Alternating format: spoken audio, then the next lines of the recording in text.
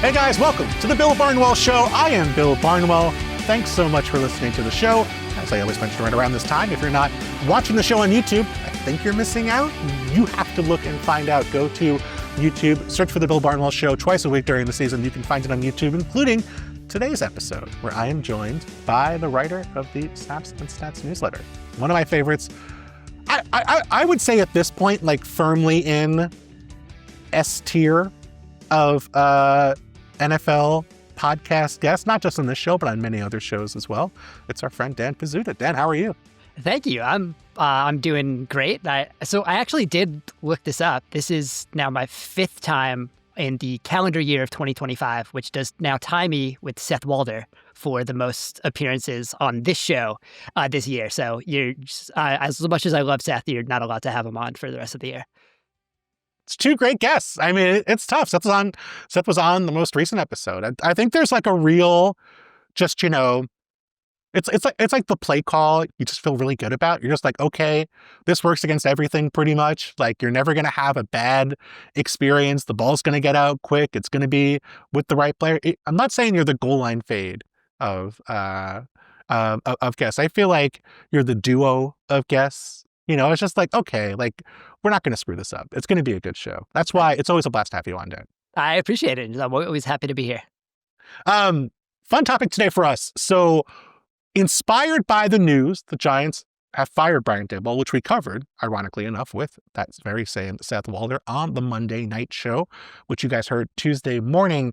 Wanted to run through some of the spots around the NFL that might come open in the months to come, or some spots that are already open in the NFL as coaches have been fired now, and sort of talk about the desirability of those spots to potential head coaches this offseason.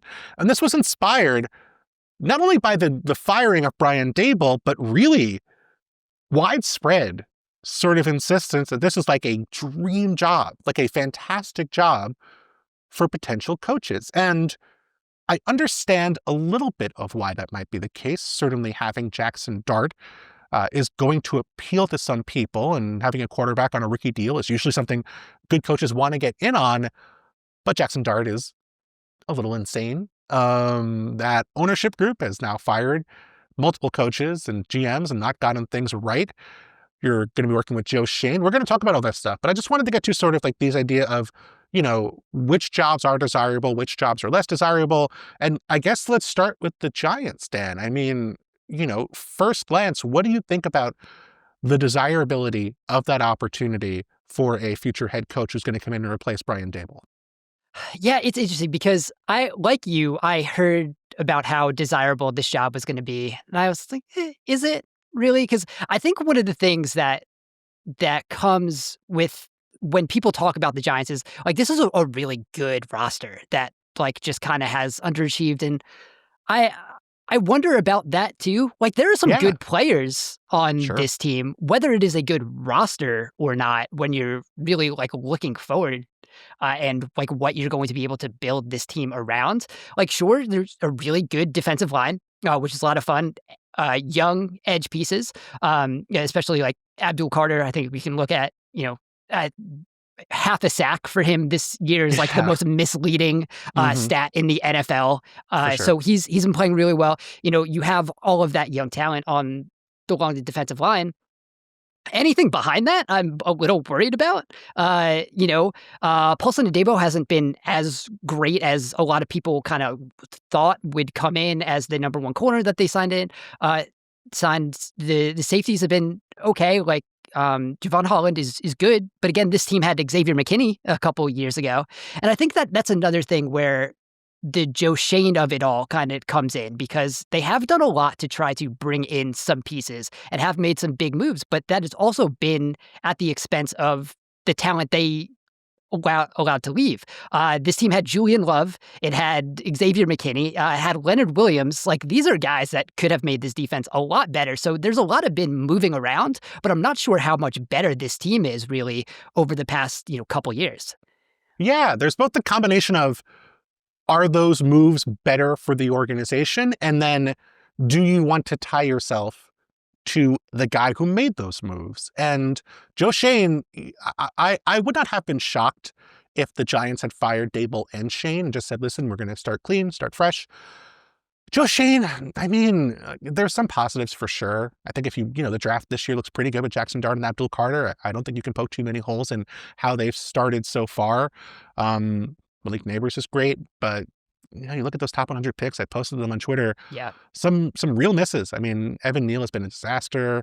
Deontay Banks has been a mess. Kayvon Thibodeau's good, but for a top 10 pick, maybe you'd hope for more consistency. I still think it's likely they move on from him in the next few months.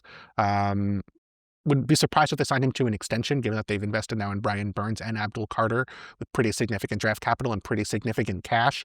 And the tough part for me with a head coach now is you're hoping Joe Shane is good, and you're hoping Joe Shane has longevity in this role, because we've seen with teams like Tennessee, who I'm sure we're going to get to in this conversation, you have that cycle of fire the coach, but keep the GM, fire the GM and keep the coach. And you sort of get into this thing of, okay, well, the new GM, number one, he might stink. We don't know. The Giants have not been very good at hiring GMs in recent years. And number two, the guy they hire is going to come in and have every right to say, well, I want to hire my own coach, and so that new guy, coach number two, is going to be looking over his shoulder to coach number three. And that makes this job worrisome to me, because if you were coming in with a GM, presumably, hopefully from the same place, the way the Giants did with Dable and Shane from Buffalo, you could make the case of, okay, like, this roster is exciting. I'm going to get multiple years to work with. I'm working with a guy I trust and a guy I know. Unless this is going to be just a absolute top tier, I can dictate what I want hire, which I don't think it's going to be. I know there's been speculation about Mike Tomlin. I would, again, you never know, but I would be very surprised if that happened. Unless it's a coach who can dictate to Joe Shane, this is what things are going to be, and has that credibility and has that sort of job security, it does feel like you're sort of stuck between two windows with a GM that you're not going to feel great about. Yeah, and this has kind of been my problem with the Giants for a while, where they try to have stability somewhere for stability's sake, but I think it ends up being more of a detriment to the franchise than it does, a beneficiary for whatever they're going to be able to do. So the Giants continue to believe they are the Super Bowl winning model franchise that they haven't been for the past decade. And I think that has really hurt them in being self-aware of what they are, what they need to do, and where some of their flaws are. And that is what would concern me for this job if I was a coach looking to take it, is, the Giants just don't really know what they are, and they're just trying to, show this outward stability of, we know what we're doing, but it just in reality, it's really tough. Yeah, last couple of years, they've been among the 2 or 3 youngest teams in football. And to me, that's been a positive. That's been a feeling of, okay, we are investing in youth. We have a lot of draft picks on our roster. Are they great? Don't know. We're still figuring it out, but at least we can say we're young.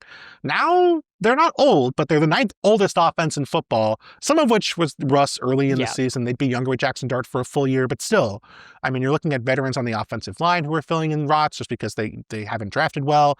Some of the receivers with Malik Neighbors hurt have been vets on the back end. It is the 4th youngest defense. So, that's not a predicative thing. It's more of a descriptive thing. But they have about $29 million in cap space next year, which is about league average.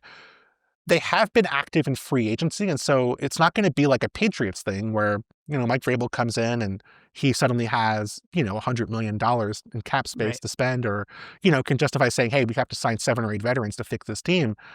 Even if the Giants did that, I still feel iffy about whether they would do a good job at doing it. And so I sort of come to the conclusion that, yes, having Jackson Dart is generally a positive. I'd be a little nervous. And some of the other options we're going to talk about with teams might be more appealing in terms of the quarterback solutions. Jackson Dart's better than coming in with Daniel Jones as quarterback. And so that's a positive for the head coach. But it does feel like a tricky situation where you have ownership and really a fan base that's been downtrodden for over a decade now and has high expectations. A team that, I mean, they've been unlucky this year. They're still 2-8. Like they're not, it's not like they're secretly really good and have a bad record. They are mediocre and have a bad record. And a GM situation that I find very nerve-wracking. So I don't think it's a bad job, but I really don't think it's as good of a job as people are making it out to be. Yeah, I think that's where I'd sit on it. I think when you kind of look at some of the other jobs that might come open, like maybe it is just it gets better by default. When you just look at some of the other Yes, for sure. franchises and what they've been going through. But Mhm. like, I'd be more if I was a coach, I'd be more interested in what Jackson Dart can bring than I would have been, before the draft, before this season. I still also think he's a very specific quarterback that I'm not necessarily thinking he's going to fit everyone. So I do think that might limit some options also. But yeah, I don't think the people screaming like this is a great job and you're going to be set up for success are telling the truth because it doesn't seem that way. Yeah. I mean, Jackson Dart's situation, very curious. You would assume whether it's Mike Kafka, whether it's the next person coming in, they're going to try and not lean into the quarterback run game quite as much as Brian Dable did. Jackson Dart has shown no ability, aptitude, desire, intention to protect himself, whether he's in the quarterback run game, whether it's scrambling. That has to be a concern. Still plenty of time to work with. And what I find so funny, and I'll finish up with the Giants with this, is if you think about what the Giants should get, and I mentioned this on Monday's show as well, you'd want a coach who's experienced, who's worked in multiple places, modern offense, familiar with the quarterback run game, has a track record of molding a crazy quarterback into an NFL starter. That's Brian Dable. Like the guy they need is Brian Dable. And so I understand why they fired him. I understand that it's probably time. If they were going to make a move after the year, it's not the end of the world to make a move now.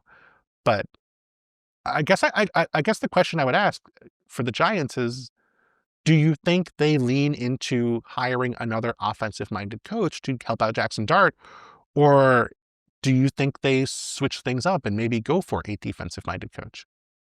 I don't know. That's a very good question because it does seem like if you look at a lot of the lists that have been coming out of who the Giants might be, it's a lot of people with like Giants ties. And that would be my concern the most if I was a Giants fan, which I think both of us to some extent were not as much Unfortunately, yes. Anymore. But Yes. that would be my main concern if like being a part of the Giants extended universe is qualification number one that they're looking for. As long as it's not that, I think as long as it's a wider net, I think they should be okay. But yeah, I think just because of the quarterback, I think maybe you lean there, but also we don't have the same number of like highly touted offensive coordinators I think around the league that are going. I think it's going to also be a very interesting group of potential head coaches because I don't necessarily think we have the same number of this guy is set up to be a head coach, which it could have a lot of these teams just going in a bunch of different directions. Yeah, totally. I mean, that is a legitimate case and has been for years. I mean, you're talking about, a league that leans heavily into offensive coaches as head coaching options. Even if you just think about it, like you're hiring the best available coach, just the best available defensive coach is going to be, one of the 10 best defensive coaches in football. You're not getting that when you're hiring an offensive coach most years. So definitely a curious situation in New York. Dan, do you want to throw another team out there that you're intrigued about when it comes to potentially fitting a new head coach? I am intrigued by what the Titans can bring just because of how much of a blank slate this could potentially be. I think we kind of see with the roster right now, there is not a lot on the roster. So it's kind of the exact opposite of what people would be saying about the Giants, that it is a good roster. It's very clearly not. But when you look at about $83 million in effective cap space per over the cap, you're looking at the first overall pick again. You have a first overall pick quarterback, and I think that can be Cam Ward has played, I think, a lot better than the numbers have been. I think this is it's similar like to a Caleb Williams situation where you can definitely see what it is. The system in place is not great. he's throwing, like, as much as I am a fan of, like, a Chimere DK, like, he should not Yeah. be the top target on a team No. right now. So I think there is just a lot you could potentially do with that team, and I think just because of how much of a blank slate it is with a quarterback who has flashed a little bit, I think that could be a very interesting place to land. Yeah, the note I have here is the idea that this will be spun as the 2025 Patriots opportunity in 2026, where it's we have a young quarterback who we think we think he can be good. There have been flashes. The overall performance has not been great, but so much of that comes down to just the pieces around him are a mess. And you'll have a ton of cap space to work with. You'll have a very reasonable argument to go to ownership and say, listen, we need to spend money to fix this team. We need to go out and sign 6 starters on both sides of the ball, not just on offense, on defense as well. That secondary's been a mess. Some of their big moves have not worked out. I think you can make the case that, okay, we need to be aggressive in free agency just to be competent. And if we are competent, then we can unlock our quarterback, and that will take us to the next level. And the Patriots are sort of the best example in recent years of that. That can be a dangerous game to play on the long term. And this team is the 10th oldest roster in football. It's not even a young roster necessarily. But the thing you brought up that's totally true to me is just there's just not a lot here in terms of things you're tied to. I look at their drafts in recent years, Dan. So they have a total, I believe, I could be counting wrong, I believe they have 3 players who they drafted before 2023 on this roster. Jeffrey Simmons and Amani Hooker in 2019 and Chika Okonkwo in 2022. That is, I mean, you're looking at basically nothing from the from the John Robinson era. And there's some positive signs. Peter Skoronski is good at guard. Devondre Sweat is good at defensive tackle. But the thing that scares me so much about this team and figuring out how good they could possibly be is they spent a ton of draft capital and a ton of money on the offensive line. They had Bill Callahan, who's like Yeah. maybe like one of the 3 best offensive line coaches on the planet, and they still couldn't get the offensive line playing well. And now my concern is, okay, if they bring in someone else next year, what are the chances the offensive line's going to be good? And if the offensive line's not good, what are the chances Cam Ward is going to be good?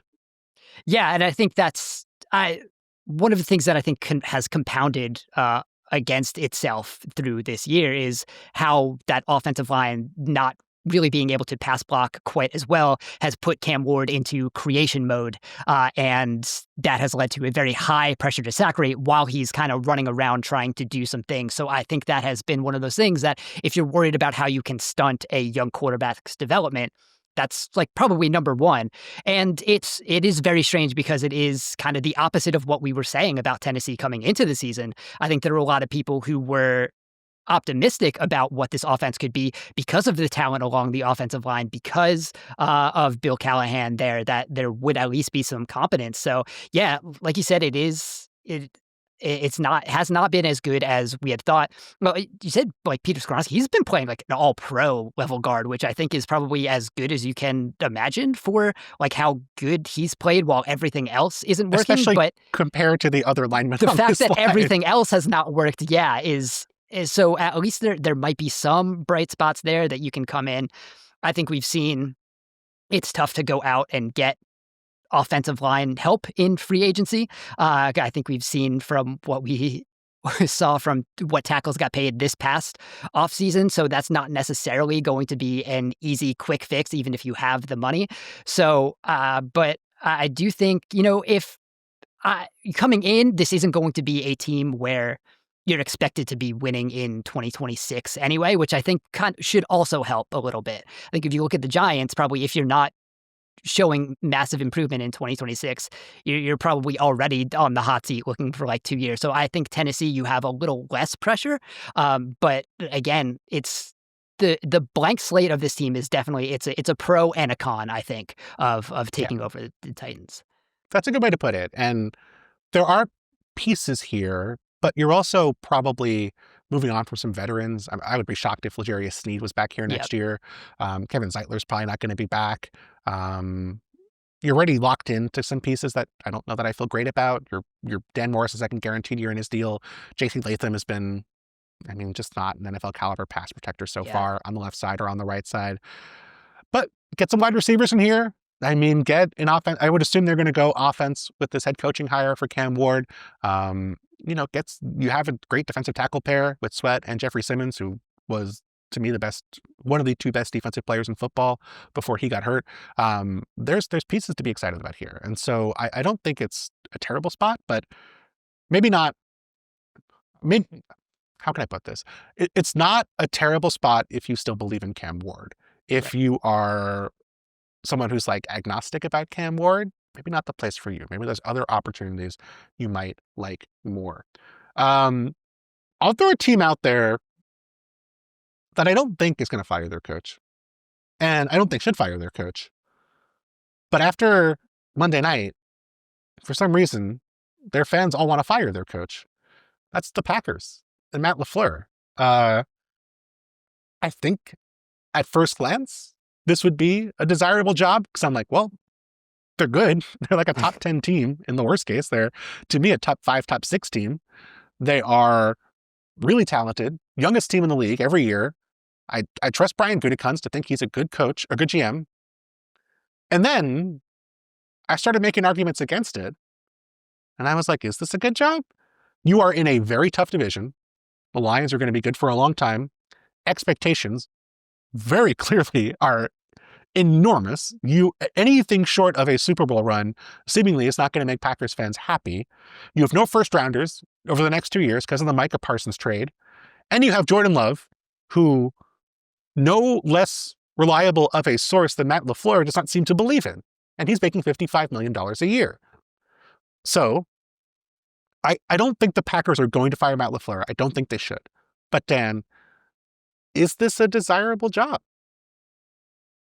Yes. Yeah. I would say yes, especially because of some of the things you laid out, I think are still positives. You don't have the 2 first-round picks, but you do have Micah Parsons, which has been still really good. I would think there are a lot of coaches who would like to be on a team with Micah Parsons, whether you're coaching the offensive or defensive side of the ball.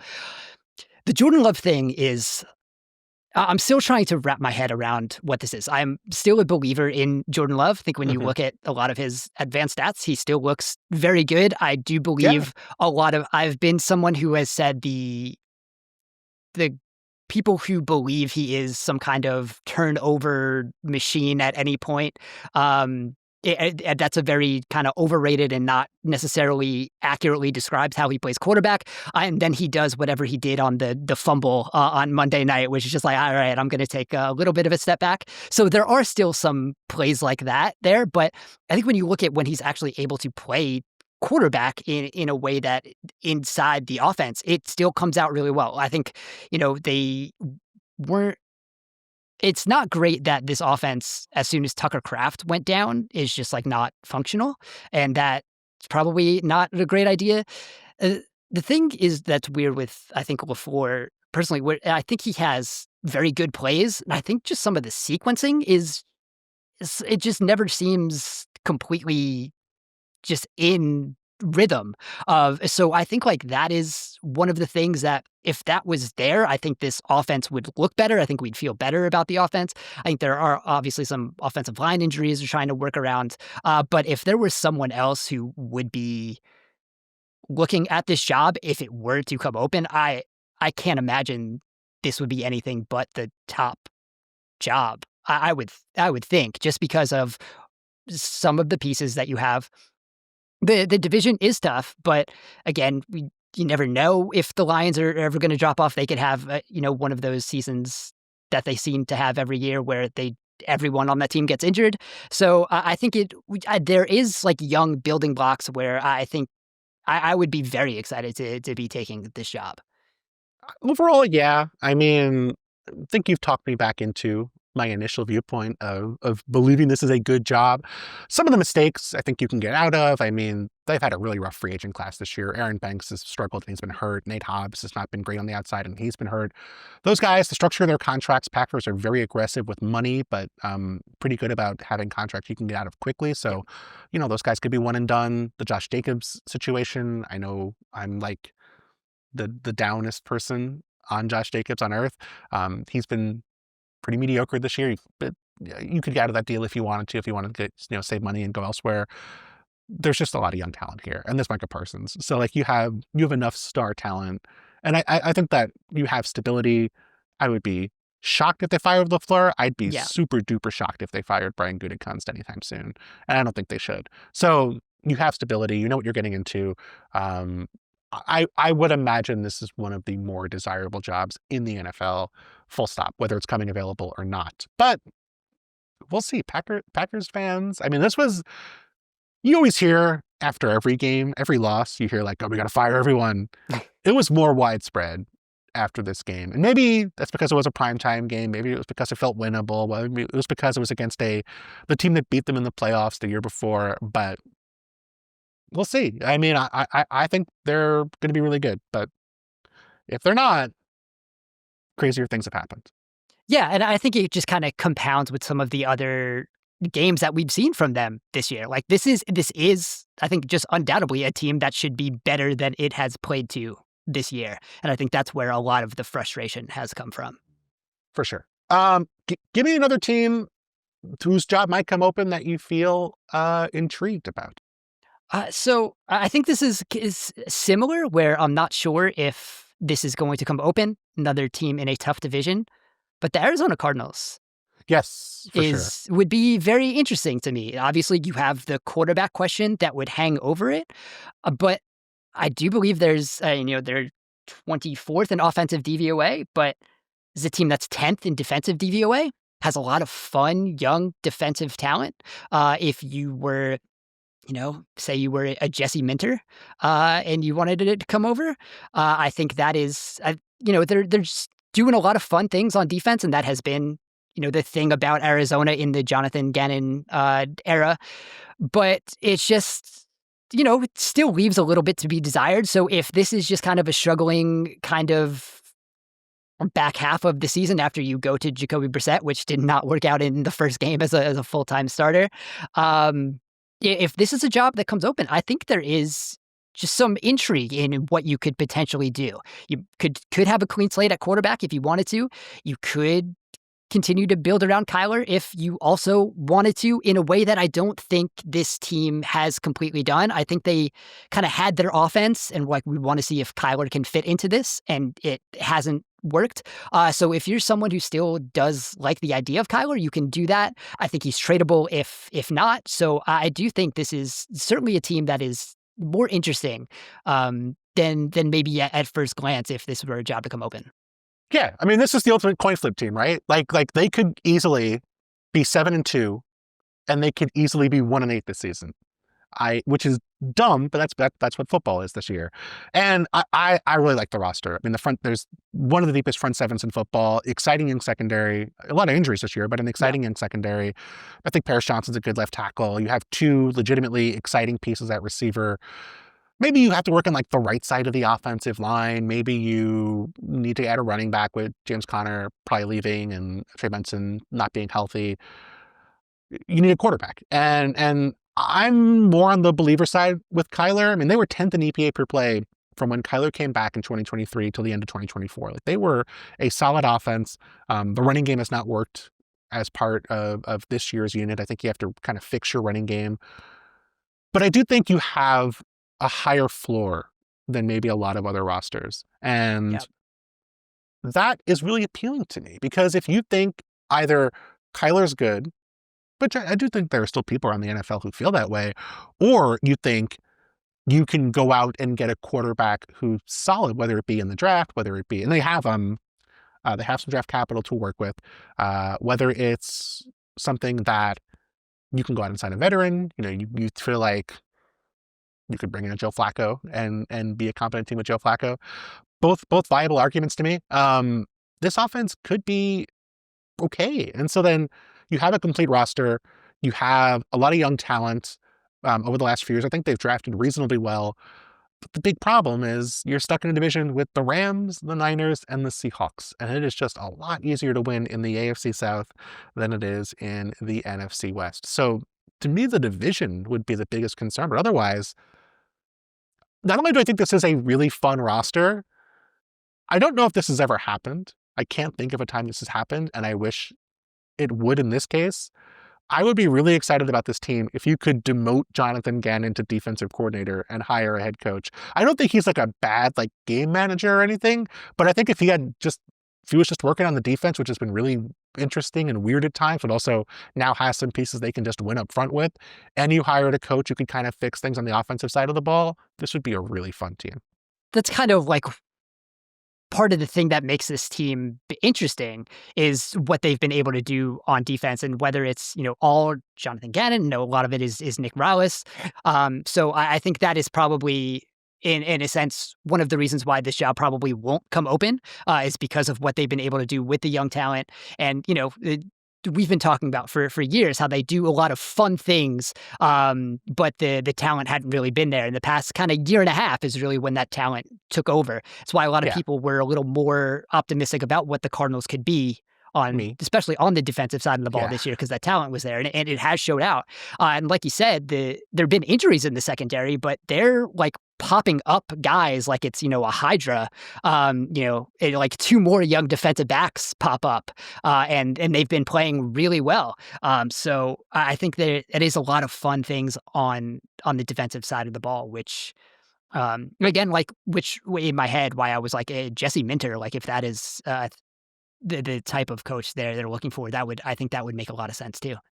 Yeah, I don't think they should fire Jonathan Gannon for the record. I think I'd give him one more year. I think I would, whatever you're going to do at quarterback, like give him a year with that quarterback situation. I do think there's more to like here than maybe the record indicates. Yeah. I actually had another spot for Jesse Mentor to go to. And maybe this is naive of me.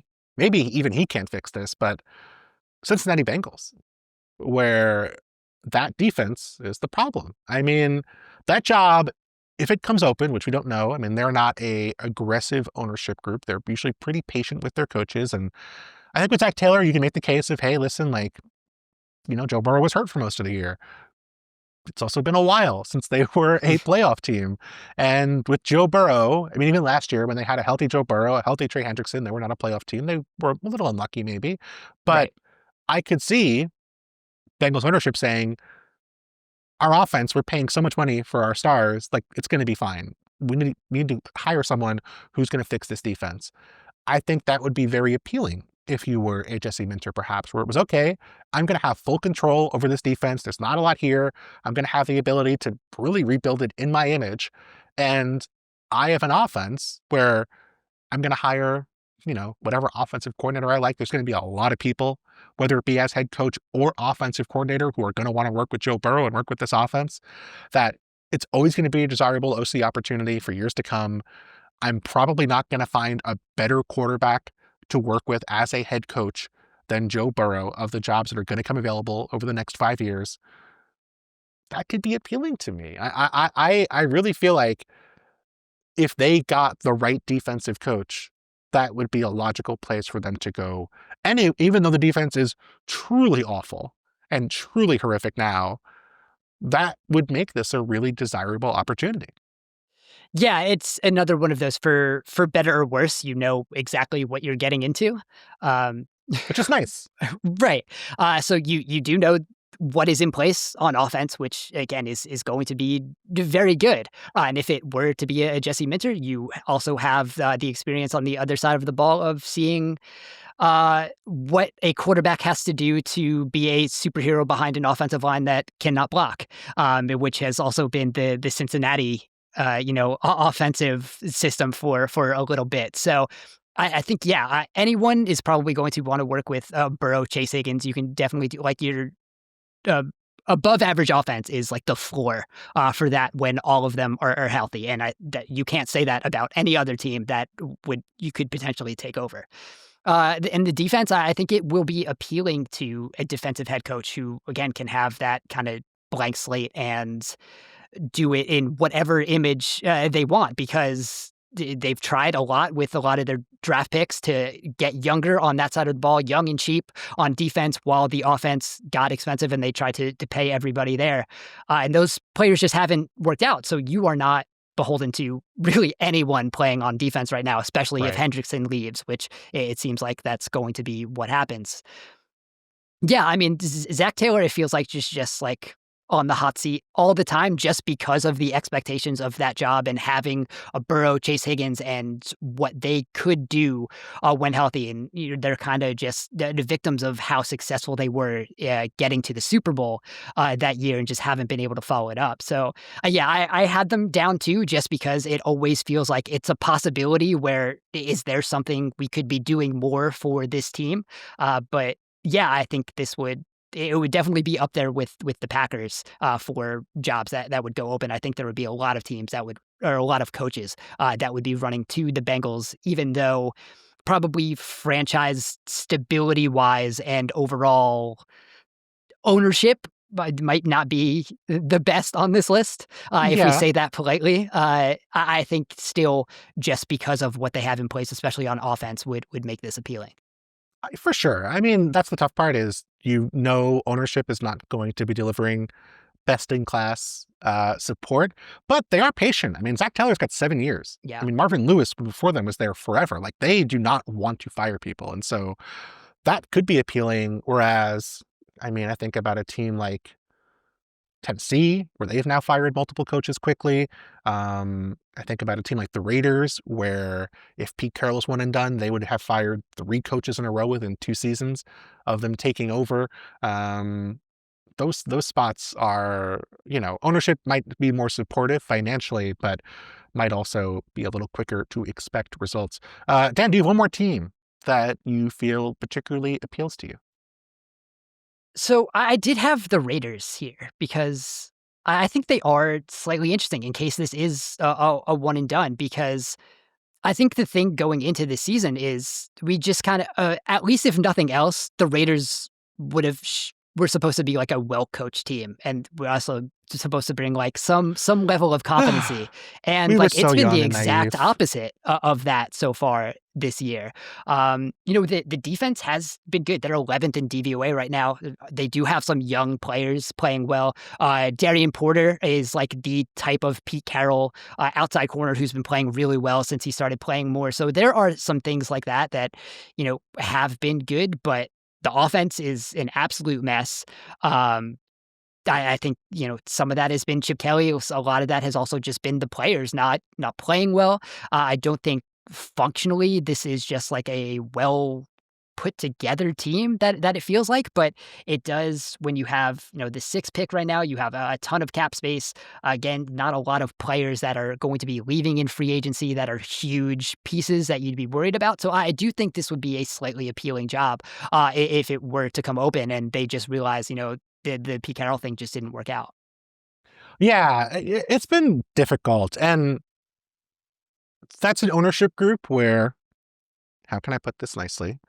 Yep. You don't always know what they're thinking. You don't always know what's going to happen, and what you hear one week might not be actually true, or what is true the following week. That makes things tough. To me, this is a job where it reminds me a lot of the Niners when they had run through. They fired Harbaugh. They hired, oh my God, I can't think of the defense. Jim Tomsula. They Tom hired Sula, Jim yep. Tomsula. They hired Chip for a year. And they've now gone through 3 coaches in 3 seasons. And so when they hired Kyle Shanahan and John Lynch, they had to give them 6-year deals.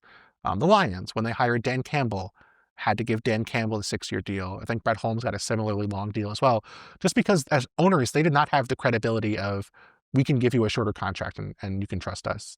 And I don't think they've been wrong to fire John Gruden, fire Josh McDaniels, fire Antonio Pierce. Would they be wrong to fire Pete?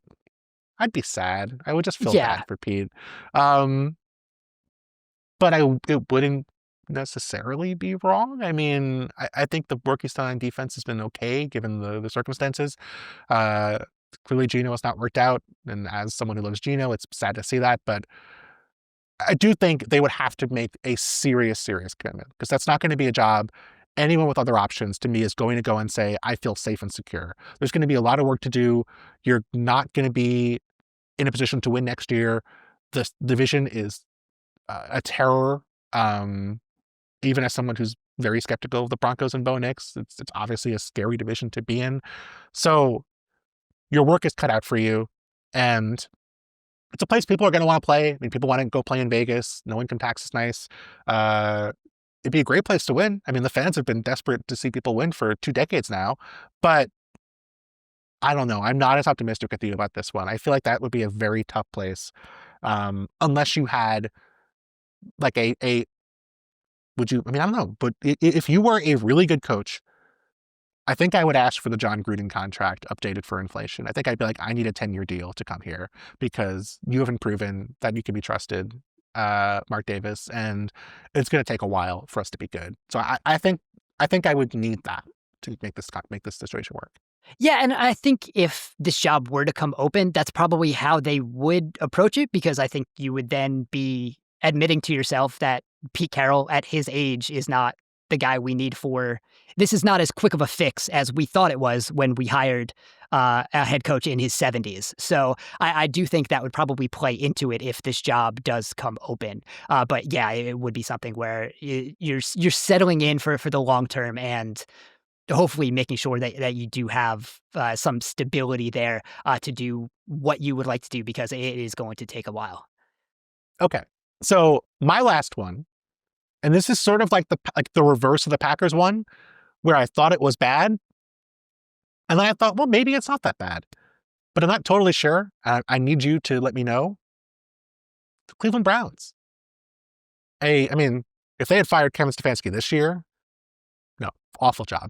They're years away from being competitive, but they've had a really good draft. They have not a ton of cap space, but they will restructure Deshaun Watson's contract. Do you know what Deshaun Watson's cap hit is next year, Dan? Is it in its 70s? It's over $80 million.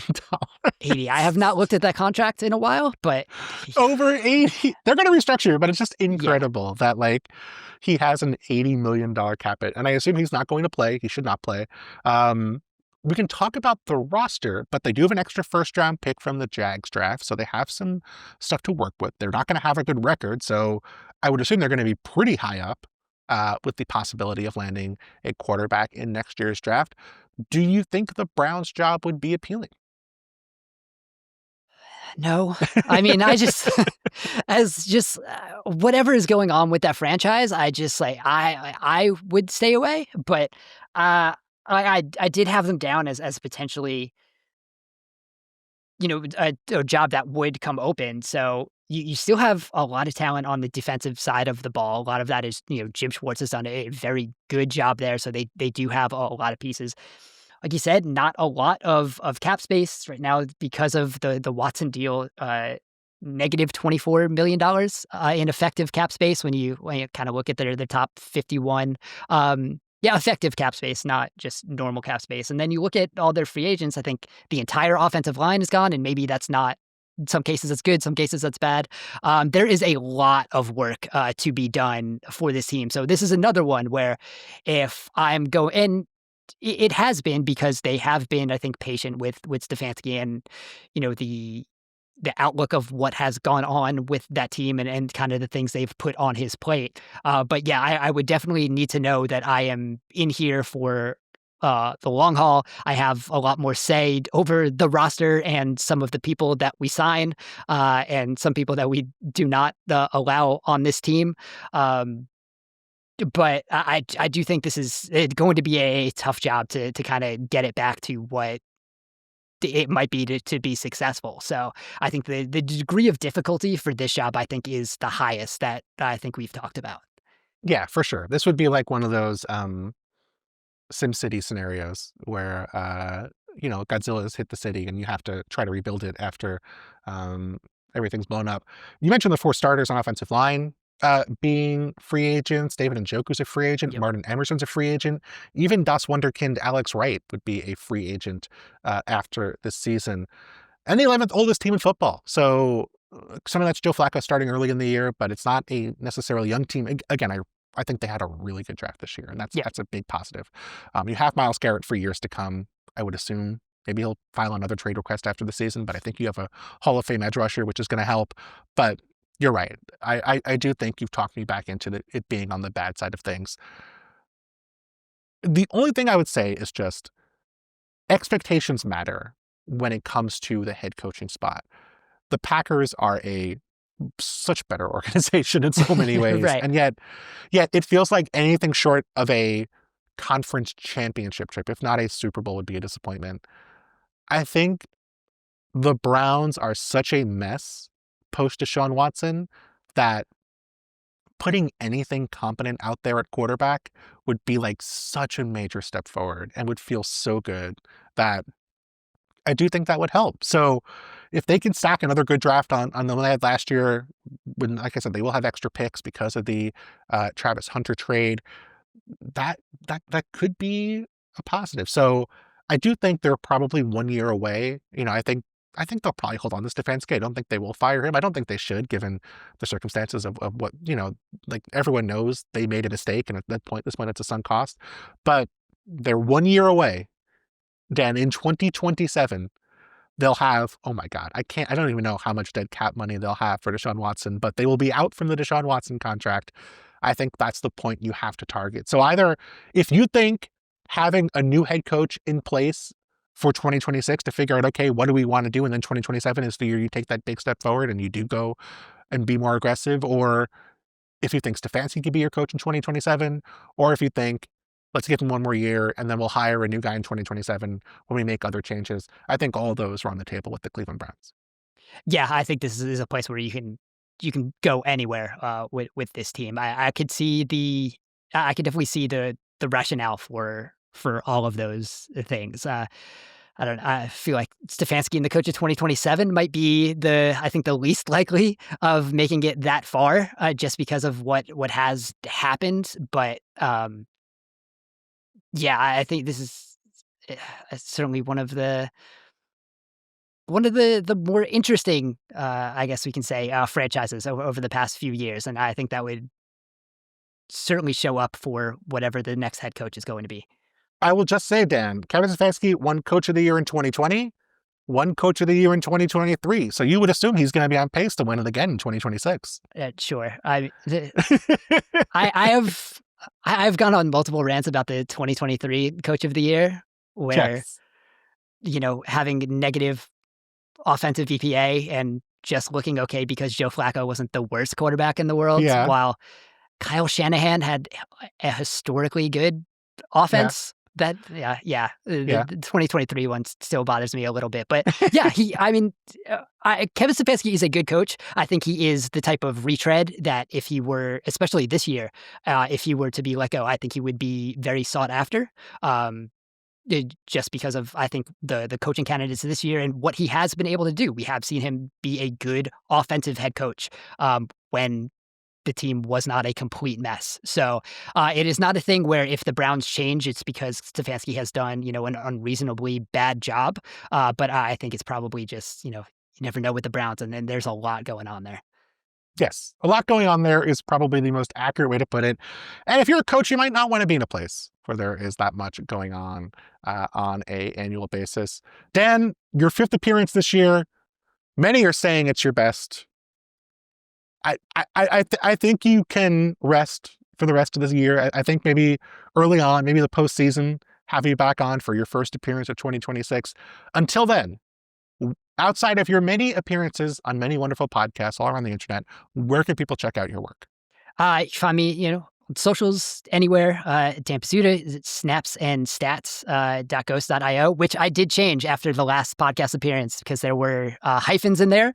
And we were talking about how difficult that is to say out loud. And you were just like, oh, you could change that, right? And it didn't even occur to me before that point. So now there are no hyphens in the URLs, snapsandstats.ghost.io. Been doing some more YouTube stuff. Basically, you can find me on socials anywhere, and I'll be linking to all that stuff there. Awesome, Dan. Thank you so much. All right. Yeah, thank you.